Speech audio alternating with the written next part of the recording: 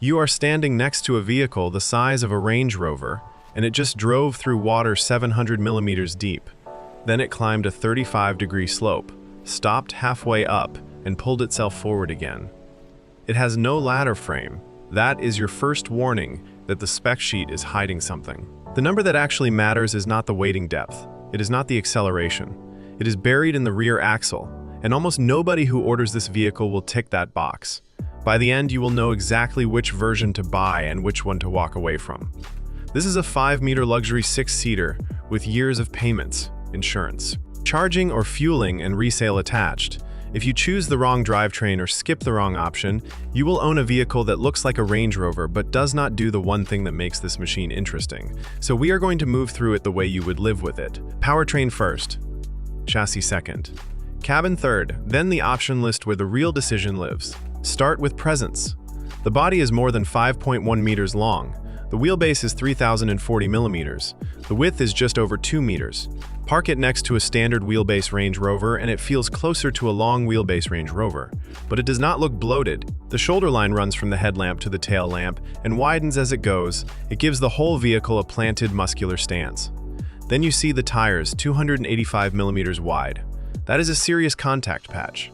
The wheels are huge. This is not the wheel and tire package you expect on a boxy family 6-seater. It looks like it belongs on a performance luxury barge. Inside, the first thing you notice is the seat height. You sit very upright, looking down the bonnet.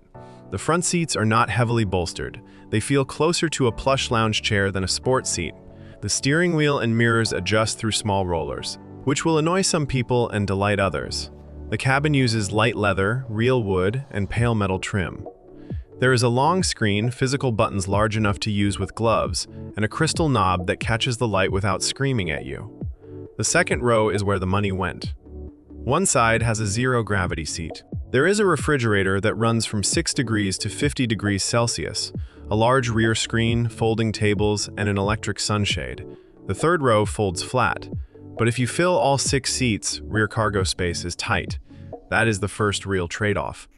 None of that is why you are here. The real story sits under the floor. This is an 800-volt range extender platform with a battery from Catton and a claimed pure electric range of 310 kilometers.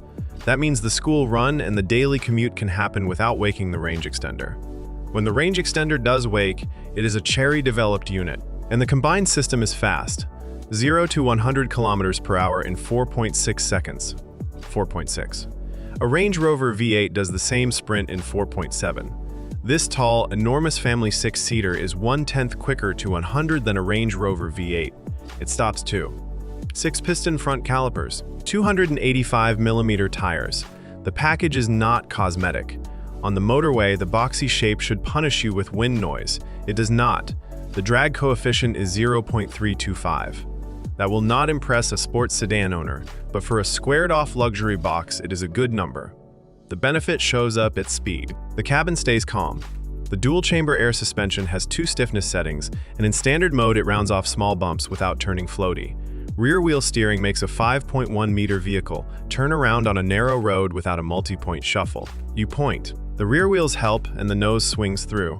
It feels smaller than it is, until you look in the mirror and see the whole body behind you. There is also an adaptive seat system. No more profiles. A camera and algorithm adjust the seat, steering wheel, and mirrors to your body when you sit down. The seat bolsters are active. In a corner, they push you upright. It is the kind of feature that sounds gimmicky until you drive for several hours and realize the chair has been quietly holding you in place. But the spec sheet is hiding something. On the road, fast is easy. This vehicle has to do something else. It has no ladder frame. It is a monocoque. Most road-biased monocoque SUVs do not give you a low-speed gear. This one does, and it sits on the rear axle. Rear-wheel torque in low range is 8,000 Newton-meters. 8,000. The official claim is that it has 70% of a Defender's off-road ability and 100% of a Range Rover's road ability. You can argue with marketing, but the hardware is real. The air suspension lifts 70 millimeters and drops 50 millimeters. Maximum ground clearance is 270 millimeters. Weighting depth is 900 millimeters. It climbed a 70% grade, which is a 35-degree angle, stopped halfway, and started again. That is the theoretical edge for most off-road vehicles. The terrain system was co-developed with Huawei. It has 30 perception sensors watching the road surface ahead. It can detect sand, rock, mud, even snow depth, and switch the calibration before you touch a dial. The front axle can be optioned with a mechanical differential lock. The rear axle can be optioned with an electronic limited slip differential. That rear differential is the buried number. It is the thing that unlocks both the off-road traction and the on-road rear axle behavior. Without it, you have a tall luxury wagon. With it, you have something much closer to a thinking off-roader. This is the part the salesperson will not mention. Now slow down, because this is the golden nugget. This vehicle is not a Defender. It is not a Range Rover. It is a Chinese-built range extender luxury 6-seater, wearing the Freelander badge, born from Chery and Jaguar Land Rover.